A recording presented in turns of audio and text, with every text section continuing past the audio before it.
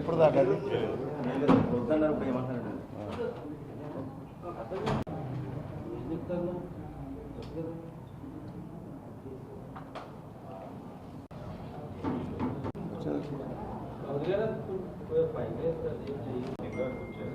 అదే అసలు point.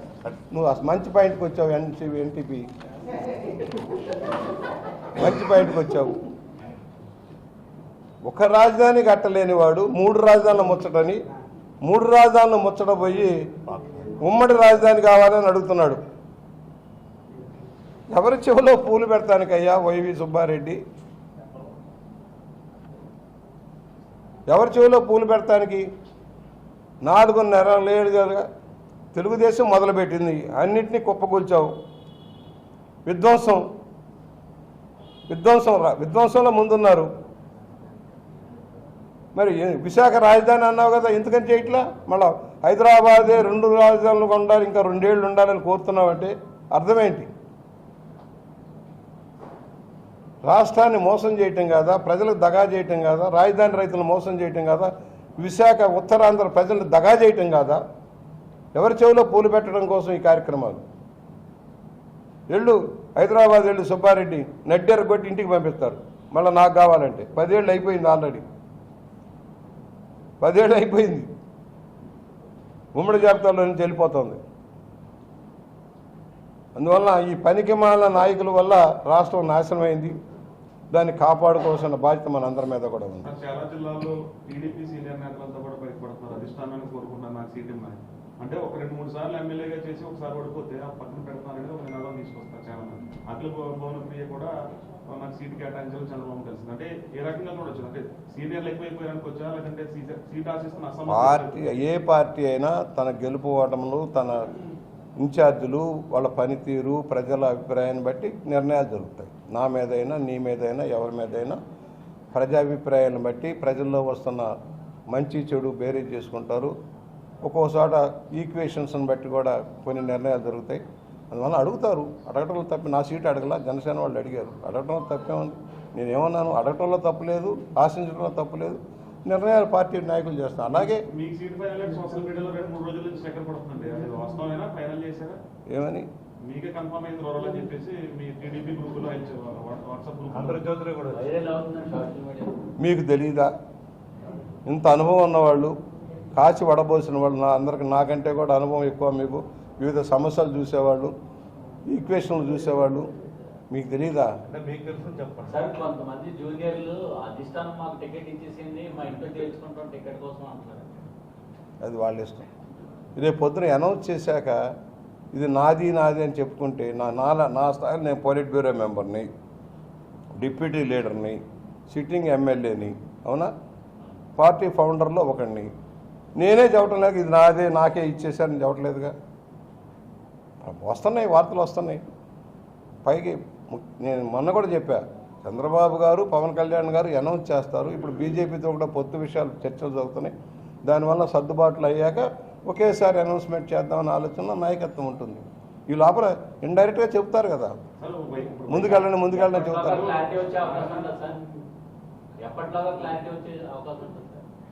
Notification ఎప్పుడు వస్తుందో చూసి. వైసీపీ వాళ్ళు అన్నారండి, ఎన్నికలు చూస్తేనేమో 4 రోజులు కూడా లేదు.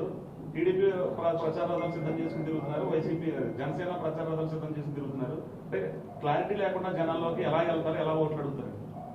అక్కడక్కడ ఒకళ్ళిద్దరే ప్రచారాలు చేస్తున్నారు. వైఎస్ఆర్ పార్టీ వాళ్ళు డబ్బులు ఉన్నాయి కదా, దోసుకున్న సొమ్ము, అవినీతి అక్రమాలతో దోసుకున్న సొమ్ము పైనుంచి టన్నులు వచ్చి వీళ్ళ దగ్గర దాచేశారు. అది మొదలెట్టారు.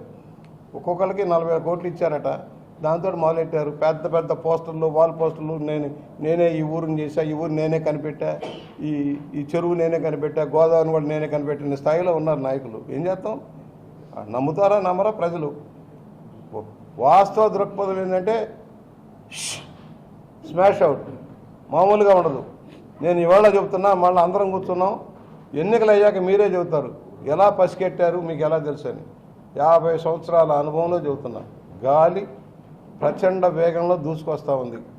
వరద గోదావరిలో వైఎస్ఆర్ పార్టీ కొట్టుకుపోతుంది. ఎవరున్నారు నీకు అండగా?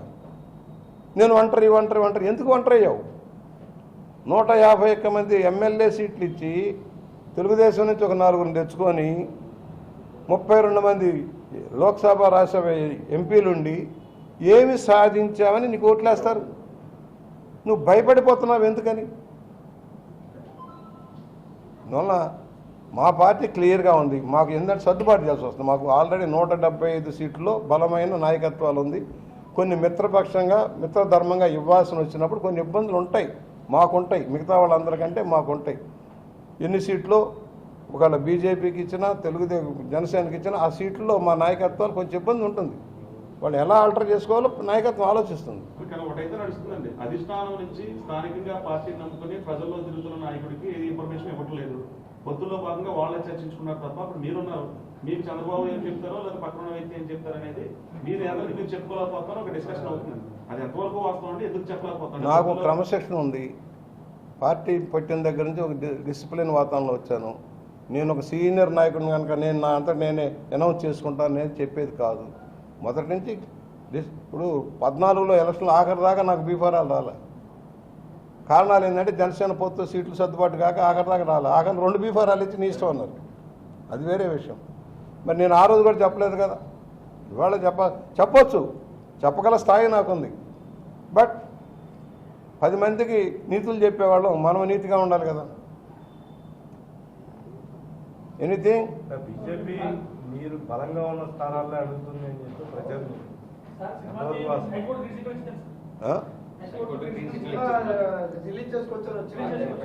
అందుకని కలెక్టర్ గారు రెవెన్యూ యంత్రాంగం మీరు థియేటర్ వేస్తే మీకు ఇబ్బంది పెడతామని చెబుతున్నారు, బెదిరిస్తున్నారు, బ్లాక్మెయిల్ చేస్తున్నారు థియేటర్కి నిన్నటి నుంచి. అసలు విషయం అది. కోర్టు వస్తుంది, మాకు తెలుసు, న్యాయం ఉంది, జడ్జిమెంట్ వస్తుంది, అనుకూలంగా వస్తుంది. ఇవాళ రెవెన్యూ యంత్రాంగాన్ని బెదిరించి థియేటర్ యజమాని బెదిరిస్తున్నారు. జాగ్రత్త అధికారులారా, జాగ్రత్త. ఇది ప్రజాస్వామ్యానికి మంచిది కాదు. హక్కులను హరించకండి. మీరెవరైనా థియేటర్కి చెప్పి ఈ సినిమా ఆడటానికి వీల్లేదు, ఈ థియేటర్లో సినిమా వేయటానికి వీల్లేదు.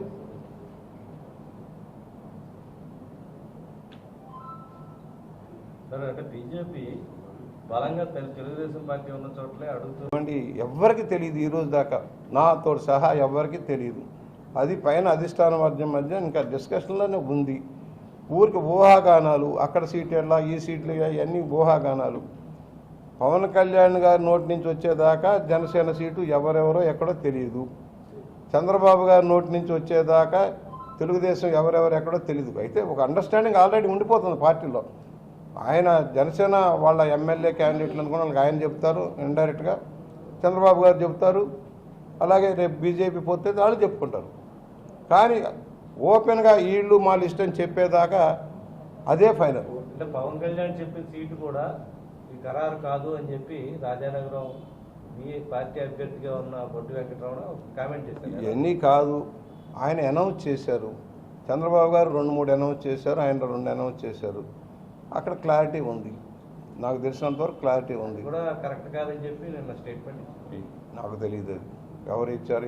నా వరకు ఏంటంటే ఇద్దరు నాయకులు అండర్స్టాండింగ్ వచ్చాక అదే లిస్టు, అదే ఫైనల్.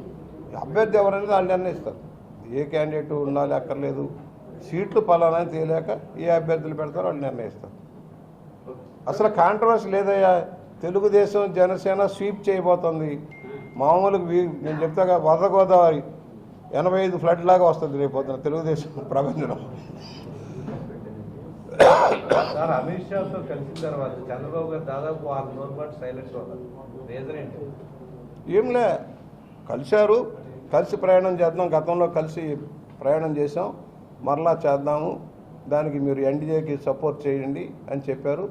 అది నేను మా రాష్ట్రానికి వెళ్ళి మా నాయకులందరితో మాట్లాడి అభిప్రాయం తీసుకొని చెబుతానన్నారు. ఇప్పటికి కూడా అందరితో మాట్లాడుతున్నారు చంద్రబాబు గారు, క్లారిటీ తీసుకుంటున్నారు. వాళ్ళిద్దరు మీటింగ్ ఎలా అయిందండి? ఇంకా లేదు, కొంతమంది నాయకులతో అలా కలుస్తున్నారు, మా అందరితో కలుస్తున్నారు. ఎవరి అభిప్రాయాలు వాళ్ళు చెబుతున్నాం. ఆయన ఒక నిర్ణయానికి వస్తారు. అంతిమ నిర్ణయం అధ్యక్షుల వారు. రాజధాని ఫైల్స్, రాజధానిలోని రైతుల ఇక్కట్లు, అక్కడ సమస్యలు, వారి త్యాగాలకు సంబంధించి ప్రతిబింబించేలాగా కొంతమంది ఔత్సాహికులు రాజధాని ఫైల్స్ అనే సినిమాని తీశారు. ఇది ఒక రాజకీయ వేదిక కూడా కాదు.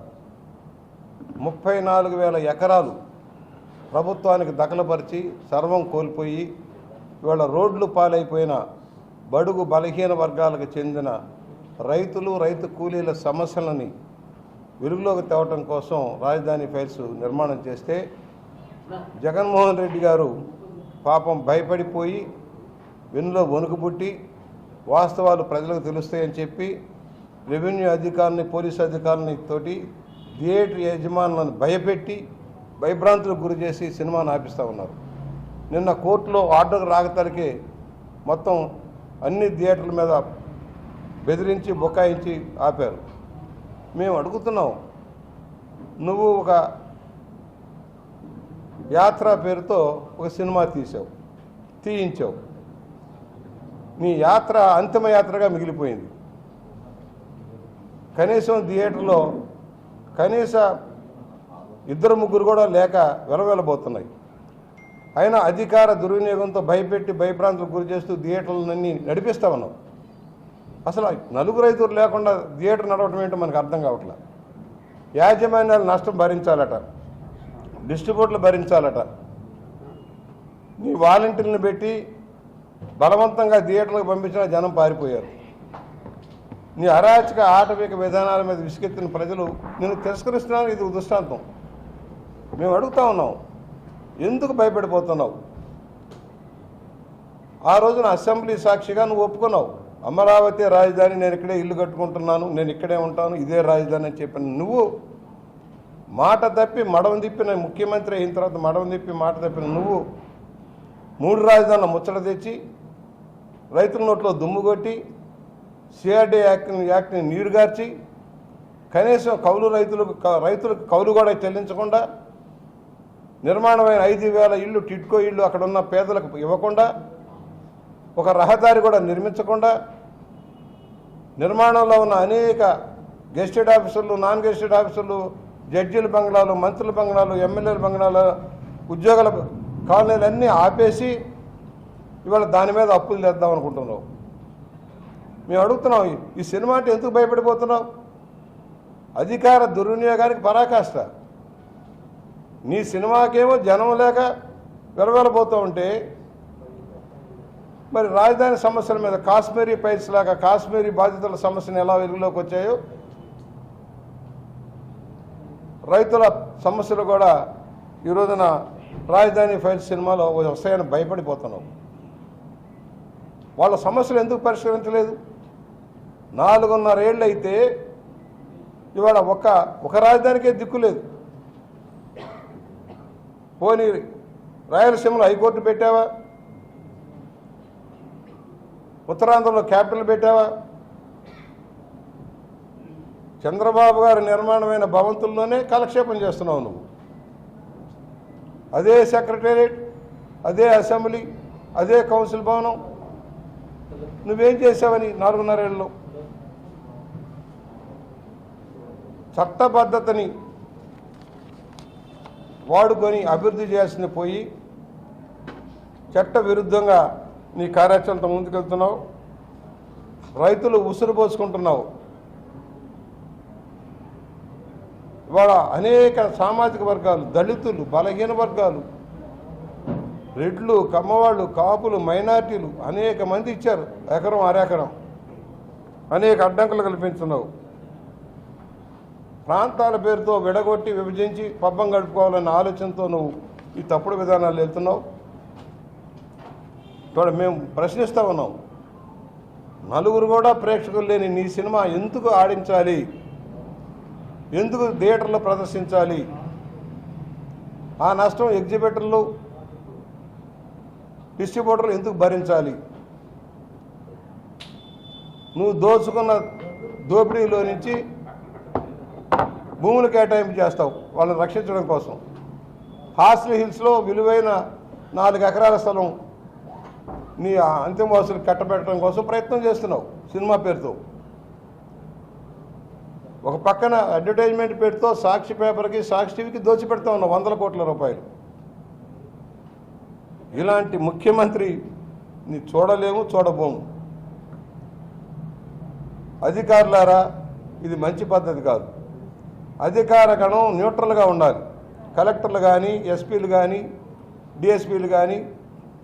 మరి ఇదేమి చూద్దాం, మీరు ఎందుకు అర్ధరాత్రి కాడ వీళ్ళు థియేటర్లో వాళ్ళు బెదిరిస్తున్నారు? భయపడుతున్నాడు ముఖ్యమంత్రి. పాపం రోజు తట్టుకోలేక చచ్చిపోతున్నాడు. ప్యాంట్లు తాను బట్టలతో ప్యాంట్లు కుట్టించుకునే పరిస్థితికి వచ్చాడు.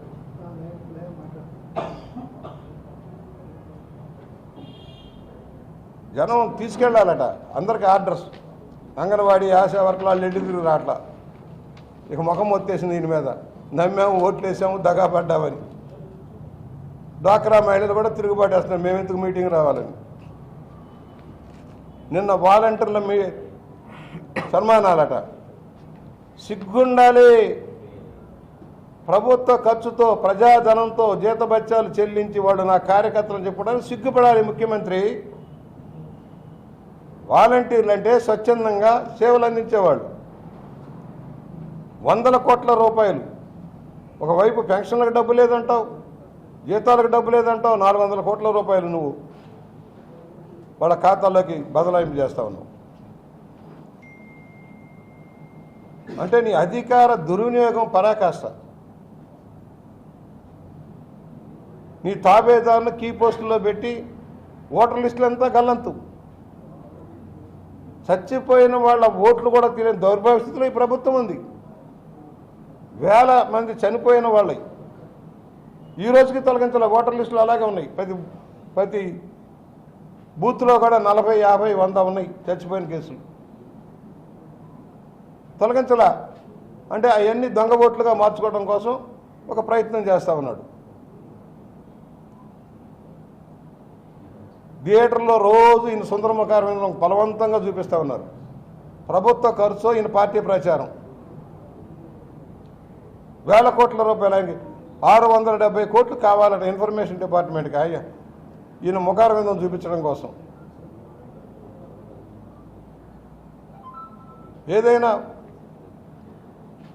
ప్రజా ఉపయోగమైన దానికి ఖర్చు పెట్టిందా ఇన్ఫర్మేషన్ డిపార్ట్మెంట్ ఆంధ్రప్రదేశ్ ప్రభుత్వం?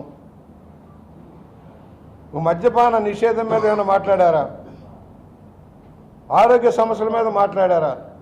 ఎంతసేపుకి నొక్కుడు కార్యక్రమాన్ని ప్రచారం చేసుకోవడం కోసం ఆర్భాటంగా ప్రభుత్వ ఖర్చుతోటి ప్రచారం చేసుకున్నారే కానీ మీరు చేసింది శూన్యం. మాకు తెలుగుదేశం హయాంలో 6,200 ఇళ్ళు మొదలైనవి. టిట్కో ఇళ్ళు మన రాజమహేంద్రవరానికి సంబంధించి సిటీ మెయిన్, రూరల్ దాదాపుగా పూర్తయినాయి.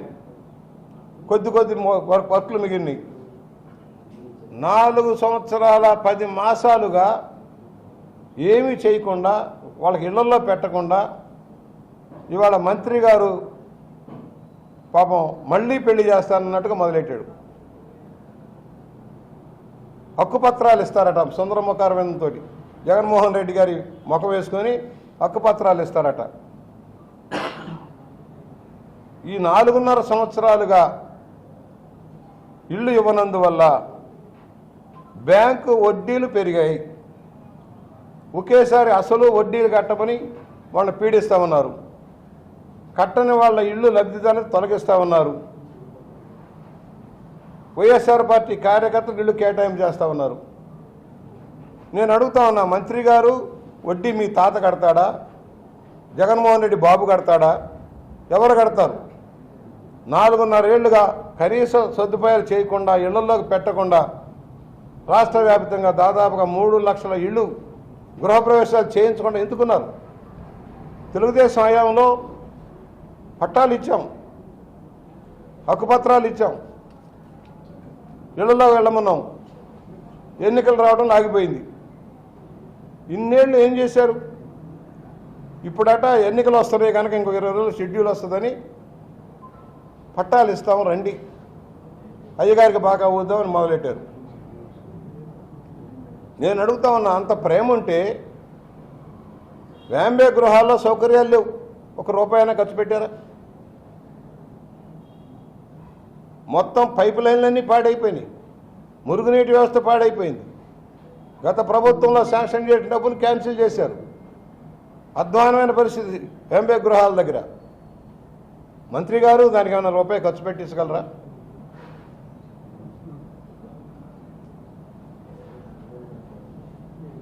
వాగాడంబరాలు పెరిగినాయి. వైఎస్ఆర్ పార్టీ నాయకులు వాగాడంబరాలు అద్భుతాలు సృష్టించేశారట. రాజమహేంద్రవరం అద్భుతాలు మయంగా మారిపోయిందని నేను ఒక్కొక్క దానికి కూడా రేపు సమాధానం చెబుతాను. ఎప్పుడు విమానాశ్రయానికి అనుమతులు వచ్చాయి, ఎప్పుడు ఫ్లైఓవర్ ప్రాజెక్టుకి అనుమతులు వచ్చాయి, అన్నీ చెప్పడానికి సిద్ధంగానే ఉన్నాం. పైగా ఎవరో ఆపారట, తెలుగుదేశం వాళ్ళు ఆపారట, కూలీలు రాకుండా ఆపారట. ఎంపీ గారికి మతిపోయిందేమో నాకు అర్థం కాల. మతుండి మాట్లాడాడు ఆయన, మతిలేక మాట్లాడా. పని ప్రారంభించడమే 3 ఏళ్ళు ఆలస్యంగా మొదలుపెట్టి ముందు క్యాన్సిల్ చేయించి మళ్ళా బతిలాడుకొని ఒక ఆర్డర్ తెచ్చుకొని ఇవాళ ఎవరో ఆపారు, పని కావటం లేదు. శంకుస్థాపనల పిచ్చ, శిలాపలకాల పిచ్చ, రంగుల పిచ్చ మీది కానీ మాది కాదు. పనుల ఆలస్యానికి అది కేంద్ర ప్రభుత్వ సంస్థ నిర్వహిస్తుంది. వారం వారం రివ్యూ అంటే మీరు రివ్యూ చేసుకుంటే పనులు ఎందుకు కావట్లేదు మీరు చెప్పాలి, మేం కాదు. మంత్రి గారిని నేను ప్రశ్నిస్తా ఉన్నా, కొత్తగా ఇన్ఛార్జిగా వచ్చారు రూరల్లో. పంచాయతీ నిధులు ప్రభుత్వం నుంచి ఎందుకు రప్పించలేరు? జల మిషన్ ఎందుకు ఇంప్లిమెంట్ కావటం లేదు? జగనన్న కాలనీలో కనీస సౌకర్యాలు ఎందుకు ఏర్పాటు చేయలేదు? రాజమండ్రి సిటీ రూరల్కి సంబంధించి మీరు ఇచ్చిన కాగితాలు 4 ఇచ్చుకోవడానికి పనికి రావట్లా. జగనన్న కాలనీలు కానవరంలో అడుగే పడలేదు. బూరుగుపొడిలో ఆవలో కొట్టుకుపోతా ఉన్నాయి. ఇక ముందల్లా తొర్రేడు నేను చూపించిన స్థలంలో కొన్ని ఇళ్ళైనవి, కొద్ది ఇళ్ళు. వెలుగుబందులో 300-400 ఇళ్ళు కూడా కాలే. 13,000 చిల్లరకు 300-400 ఇళ్ళు కూడా కాలే. ఏమిటి మీ నిర్వాకాలు? రాజమహేంద్రవరం రూరల్ నియోజకవర్గాల్లోని పేద ప్రజల్ని దగా చేయటం కాదా, మోసం చేయటం కాదా? ఏ మకాలు పెట్టుకొని మళ్ళీ ఓట్లు అడుగుతారు వాళ్ళని? ఏ వృత్తిదారులకు పరికరాలు ఇచ్చారు మీరు ఇన్నేళ్ళు? ఆదరణ పనిముట్లు ఇచ్చారా? మత్స్యకార్మికులకు వలలు ఇచ్చారా? పడవలు ఇచ్చారా? చేనేత కార్మికులకు మగ్గాలు ఇచ్చారా? రాట్నాలు ఇచ్చారా? నువ్వులు ఇచ్చారా? రంగులు ఇచ్చారా?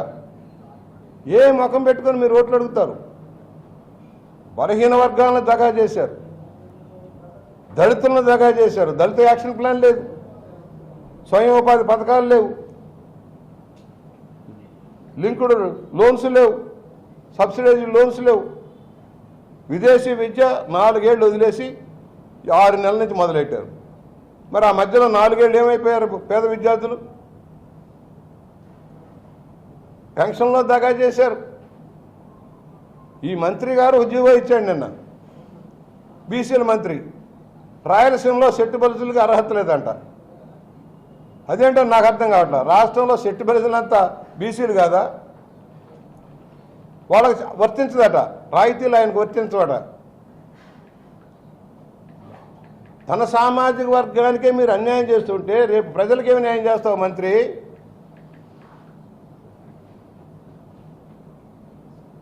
తాత్కాలికంగా ఎన్నికలు వస్తున్నాయి కనుక అధికారులను అదిరించి బెదిరించి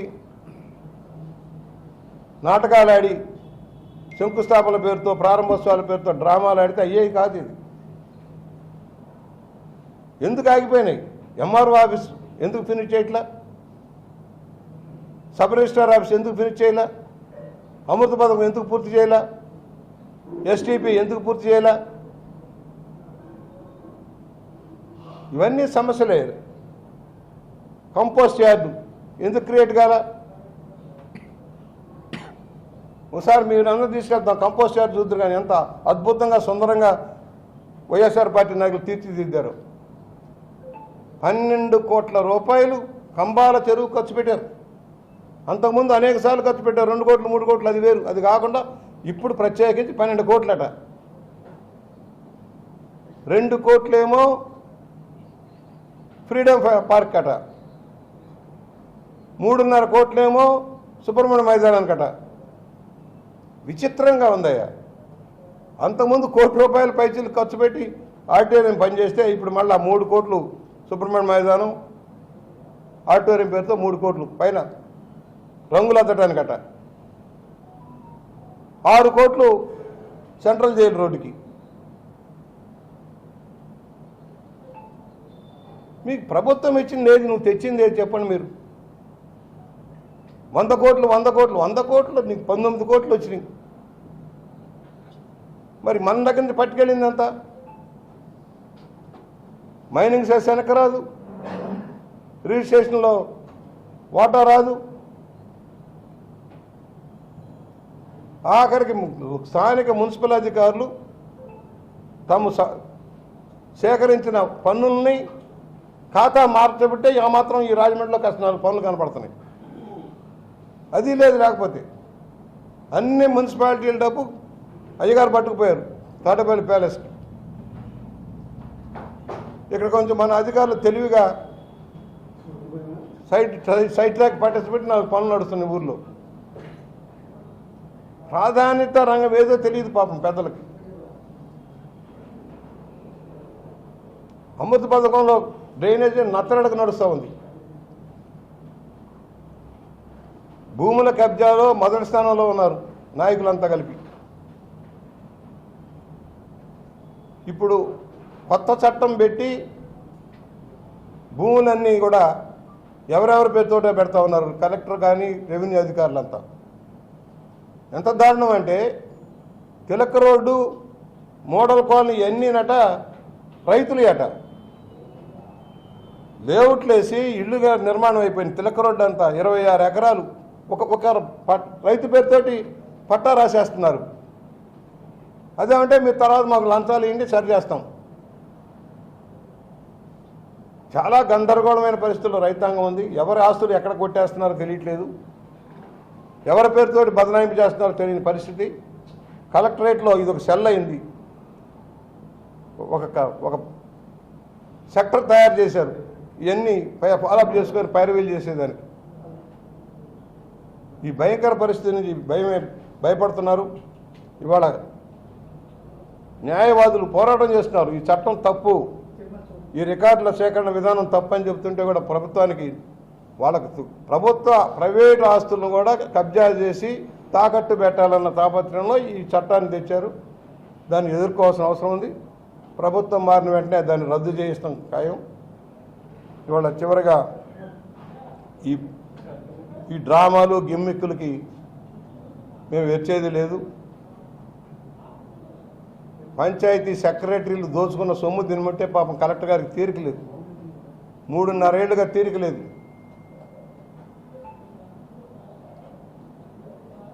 ఆమె వైఎస్ఆర్ పార్టీ ఏజెంట్ లాగా పనిచేస్తుంది, కలెక్టర్ లాగా పనిచేయట్లా. మేము అడిగాం 2 కోట్లు గ్రాంటు, ఎమ్మెల్యే గ్రాంటు ఇచ్చారు, ప్రపోజల్స్ అన్ని ఇచ్చాం. 1,50,00,000 పనులు అసలు కాలే, కాంట్రాక్టులు మొదలెట్లా. ఒకసారి రండి డ్రైనేజ్ వ్యవస్థ చూద్దరు కానీ శాటిలైట్ సిటీలో అక్కడ అధ్వానమైన పరిస్థితులు ఉన్నాయంటే పాపం కలెక్టర్ గారికి తీరిక లేదు. ఈ ప్రభుత్వమే శాశ్వతమని, ఈ పార్టీ శాశ్వతమని వీళ్ళు అనుకుంటున్నారు ఈ అధికారులు.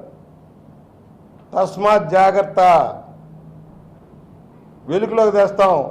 అవినీతి అక్రమాలన్నిటి వెలుగులోకి తెస్తాం. ఇళ్ల స్థలాల సేకరణలో రెవెన్యూ యంత్రాంగం చేసిన తప్పులన్నీ వెలుగులోకి తెస్తాం.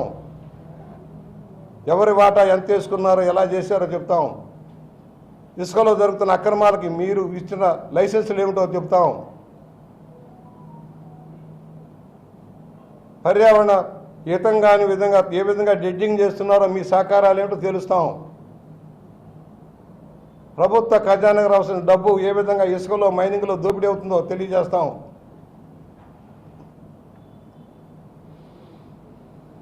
దొంగ పట్టాలు సృష్టించడంలో మీ అధికారుల పాత్ర నిర్ధారణ చేసి ప్రత్యేక విచారణ చేయిస్తాను రాజమండ్రి చుట్టుపక్కలంతా కూడా.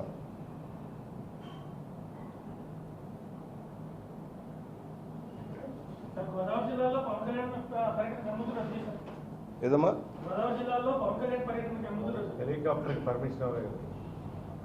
చెప్తారు, వాళ్ళు చెప్తారు. జనసేన నాయకత్వం చెప్పింది ఎప్పుడు. నేను మీలాగా వార్తల్లో చూస్తున్నాను. ఏదైనా ఉంటే మాకు ఇన్ఫర్మేషన్ వస్తే మీకు చెబుతాం. అది వాళ్ళ పార్టీ వ్యవహారం కనుక పవన్ కళ్యాణ్ గారి పర్యటన ఉంటుందా, ఎక్కడ ఉంటుంది, ఎప్పుడు ఉంటుంది వారు చెప్తారు. హైదరాబాద్ ని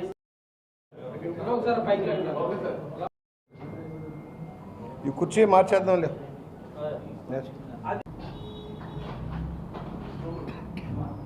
వాళ్ళు ఏమైపోయారు ఇద్దరు?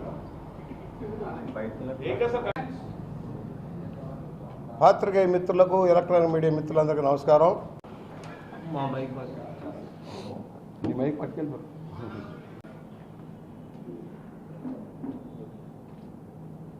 ఎక్కడ ఖాళీ ఉంది? కొబ్బరికాయ కొట్టాలి, కొబ్బరికాయ కొట్టండి అంట, కొబ్బరికాయలు వాళ్ళు తేవాలంట. ఏమున్నాయో చెప్పు, ఏమున్నాయో చెప్పు.